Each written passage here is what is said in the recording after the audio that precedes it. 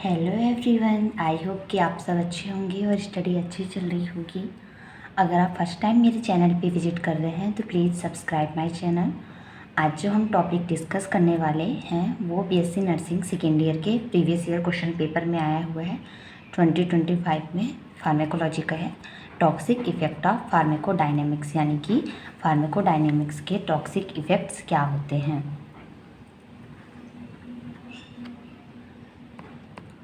तो चलिए स्टार्ट करते हैं। Pharmacodynamic is the study of the effect of drug, what does drug do to the body and their mechanism of action. यानी सबसे पहले हम ये जान लेते हैं कि फार्मेकोडायनेमिक का मीन्स क्या होता है। सो फार्मेकोडायनेमिक्स का मीन्स ये होता है कि जब हम कोई ड्रग पेशेंट को देते हैं तो उस ड्रग का हमारी बॉडी में क्या इफ़ेक्ट होता है, वो किस एक्शन से हमारी बॉडी में, मैकेनिज्म ऑफ एक्शन से हमारी बॉडी के अंदर जाके वर्क करता है, उसकी स्टडी करना फार्मेकोडायनेमिक कहलाता है। एक सिंपल लैंग्वेज में बोले तो अगर हमने कोई ड्रग लिया है, कोई भी मेडिसिन हमने ली, तो उस मेडिसिन का हमारी बॉडी के अंदर क्या इफ़ेक्ट होता है, वो मेडिसिन हमारी बॉडी के अंदर जाकर कैसे वर्क कर रही है, उसकी स्टडी करना ही फार्मेकोडायनेमिक कहलाता है। तो the toxic effect of pharmacodynamic are as follows. तो अगर ये जो फार्मेकोडायनेमिक है इसका अगर टॉक्सिक इफेक्ट हो जाता है तो क्या होगा वो हम देखेंगे। मतलब जो हम स्टडी कर रहे हैं कि हमने कोई ड्रग दी है तो उस ड्रग का हमारी बॉडी के अंदर क्या इफेक्ट हो रहा है और वो ड्रग हमारी बॉडी के अंदर जाकर किस मैकेनिज्म ऑफ एक्शन से वर्क करता है। तो अगर उसमें कोई डिस्टर्बेंस हो गया तो उसके क्या टॉक्सिक इफेक्ट होते हैं वो हम आज डिस्कस करने वाले हैं। तो सबसे पहला टॉक्सिक इफेक्ट है overdose and toxicity. Drug with a narrow therapeutic index such as theophylline require careful monitoring. Excessive levels can lead to nausea, arrhythmia and seizures. तो अगर हम ऐसी ड्रग दे रहे हैं जिसका थेरेप्यूटिक इंडेक्स नैरो है, थेरेप्यूटिक इंडेक्स का मतलब होता है कि हम किसी भी ड्रग का क्वांटिटेटिव मेजरमेंट करते हैं कि वो कितना सेफ़ है। मतलब अगर हम उसका कितना डोज ओवरडोज कर सकते हैं, किस डोज तक वो किसी पर्सन के लिए सेफ़ है वो ड्रग, ठीक है। तो अगर हम ऐसा ड्रग दे रहे हैं जिसका थेरेप्यूटिक इंडेक्स नैरो है, मतलब अगर हम उसको ज़्यादा मतलब थोड़े ही डोज में देंगे तो वो टॉक्सिक इफेक्ट प्रोड्यूस करने लगे। जैसे कि थियोफाइलिन, जब हम किसी पेशेंट को थियोफाइलिन ड्रग दे रहे हैं तो उसके लिए हमें केयरफुल मॉनिटरिंग करनी पड़ती है। अगर हम थियोफाइलिन का ज़्यादा लेवल दे देते हैं, थोड़ा भी ज़्यादा लेवल दे देते हैं, तो पेशेंट को क्या देखने को मिल सकता है, टॉक्सिक इफेक्ट, नौजिया हो सकती है, एरिथमिया और सीजर्स के झटके हमें देखने को मिल सकते हैं पेशेंट में। तो इसमें ओवरऑल ओवरडोज एंड टॉक्सिसिटी में ये बोला गया कि अगर हम ऐसी ड्रग दे रहे हैं जिसका थेरेप्यूटिक इंडेक्स नैरो है, मतलब जिसको अगर हम जिसकी अगर हम सेफ्टी की बात करेंगे क्वांटिटेटिव मेजरमेंट में, तो अगर हम थोड़ा सा भी उसका अमाउंट इंक्रीज करते हैं, ओवरडोज होता है थोड़ा सा भी, तो वो टॉक्सिक इफेक्ट प्रोड्यूस करने लगता है। जैसे कि थियोफाइलिन की बात करें तो अगर हम पेशेंट को थियोफाइलिन दे रहे हैं तो हमें पेशेंट की क्लोज मॉनिटरिंग करनी पड़ेगी, क्योंकि अगर थोड़ा भी थियोफाइलिन का लेवल ज़्यादा हो गया तो पेशेंट को नोजिया, एरिथमिया या सीजर्स जैसे टॉक्सिक इफेक्ट के साइड इफेक्ट देखने को मिल सकते हैं। तो पहला तो ये हो गया टॉक्सिक इफेक्ट फार्मेकोडायनेमिक्स का। नेक्स्ट है इसी में organ specific toxicity. Certain drugs can cause organ specific damage. मतलब कुछ ड्रग ऐसे होते हैं जो स्पेसिफिक ऑर्गन, अगर उनका हाई डोज हमने पेशेंट को दिया तो पर्टिकुलर किसी स्पेसिफिक ऑर्गन को डैमेज करती है। तो लीवर को कर सकते हैं, हार्ट को कर सकते हैं, किडनी को कर सकते हैं। जैसे हम कुछ ड्रग के कॉन्ट्राइंडिकेशंस में भी पढ़ते हैं कि हार्ट पेशेंट को नहीं देना है, लीवर इम्पेयरमेंट वाले पेशेंट को नहीं देना है, किडनी पेशेंट को नहीं देना है। क्यों? क्योंकि कुछ ड्रग ऐसे होते हैं जो अगर टॉक्सिक, जिनका अगर हम हाई डोज कर दिए या ओवर डोज हो गया उस ड्रग का, तो वो डायरेक्ट ही किसी स्पेसिफिक पर्टिकुलर ऑर्गन को डैमेज करता है। तो ये ऑर्गन स्पेसिफिक टॉक्सिसिटी में आ गया। तो दो हमने देख लिया, overdose and toxicity, organ specific toxicity. Third point है हमारा immune mediated reaction. Drug can induce hypersensitivity reaction ranging from mild rash to severe anaphylaxis. मतलब कि कोई ड्रग, अगर किसी ड्रग का ओवरडोज हो गया है तो वो हाइपर सेंसिटिविटी रिएक्शन प्रोड्यूस करता है। हाइपर सेंसिटिविटी रिएक्शन का मतलब होता है अगर हमारा इम्यून सिस्टम ओवर रिस्पॉन्स करने लगे किसी चीज़ को तो उसे हाइपर सेंसिटिव कहते हैं। मतलब अगर कोई एलर्जन या एंटीजन आया उसके लिए हमारा इम्यून सिस्टम रिस्पॉन्स तो करता ही, लेकिन अगर जो जिस तरह रेंज में उसको रिस्पॉन्स करनी चाहिए उससे ज़्यादा अगर हमारा इम्यून सिस्टम रिस्पॉन्स करने लगे तो उसे हाइपर सेंसिटिविटी रिएक्शन कहते हैं। तो ड्रग्स हाइपर सेंसिटिविटी रिएक्शन भी इंड्यूस कराता है, जिसमें क्या हो सकते हैं, तो माइल्ड रेसेस भी हो सकते हैं, माइल्ड रेसेस से लेकर सीवियर एनाफाइलेक्सिस। सीवियर एनाफाइलेक्सिस का मीन्स होता है लाइफ थ्रेटनिंग कंडीशन भी हो सकती है, मतलब पेशेंट की जान का भी रिस्क हो सकता है, लाइफ का भी।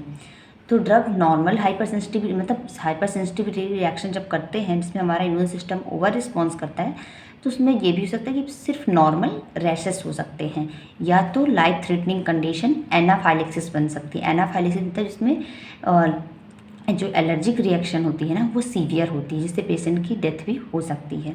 These immune response can be immediate or delayed. ये जो इम्यून रिस्पॉन्स होती है, मतलब जो हाइपर सेंसिटिविटी रिएक्शंस होती है क्या, तो ये अगर हमने किसी पेशेंट को ड्रग दी तो उसके तुरंत बाद भी देखने को मिल सकती है या कुछ टाइम बाद भी देखने को मिल सकती है, मतलब इमीडिएट भी हो सकती है या डिलेड भी हो सकती है।